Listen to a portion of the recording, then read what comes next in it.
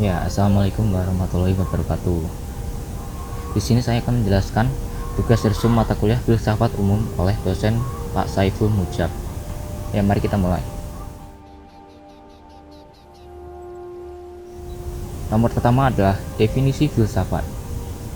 Apa itu definisi filsafat? Secara etimologi atau bahasa, istilah filsafat berasal dari bahasa Yunani yaitu philosophia dan philosophas. Philo memiliki arti cinta, sedangkan sophia atau sophas memiliki arti kebijaksanaan. Sedangkan secara terminologi atau istilah adalah sebuah ilmu pengetahuan di mana logika, metode, dan sistem digunakan untuk mengkaji masalah umum sampai mendasar mengenai berbagai jenis persoalan. Hal ini juga mempengaruhi dalam persilangan budaya umat Islam. Diambil dari kata sophia, mereka menyebut orang-orang bijaksana dalam tradisi Islam dengan para sufi. Beralih ke berikutnya, pengertian filsafat menurut para ahli.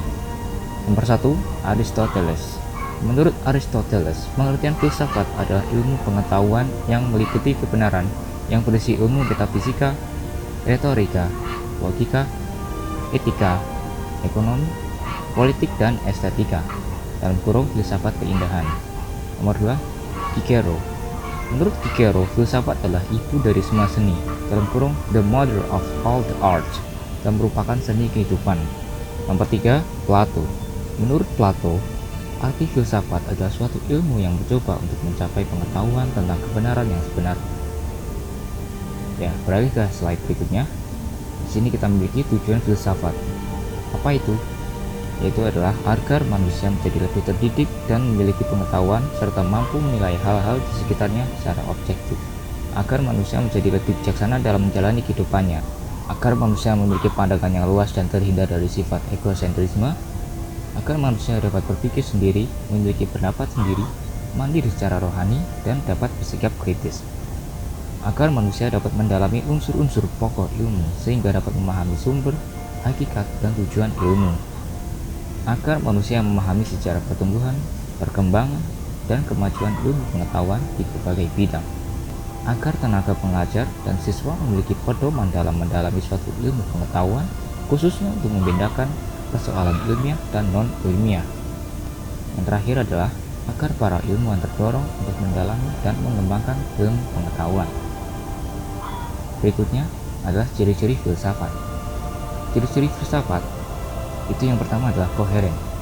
Maksudnya, dalam berpikir para filsuf tidak boleh memiliki unsur-unsur yang bertentangan satu sama lainnya, dan harus memuat uraian yang jelas serta logis. Berikutnya, rasional. Para filsuf harus berpikir sesuai dengan kaidah atau cara berpikir yang benar dan jelas. Berikutnya, komprehensif, atau juga disebut menyeluruh, adalah para filsuf melihat sesuatu tidak hanya dari satu sudut pandang tertentu saja. Berikutnya, radikal.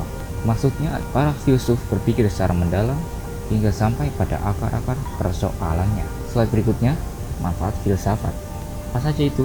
Filsafat dapat membuat seseorang menjadi lebih terdorong untuk mengubah sesuatu yang ternyata menyimpang dari nilai-nilai kebenaran, lalu berpikir perspektif dengan menyeluruh, tidak terburu-buru menghakimi seseorang, menjadi lebih memahami diri sendiri dan masyarakat, mengurangi sikap egois, dan meningkatkan kesadaran kolektif.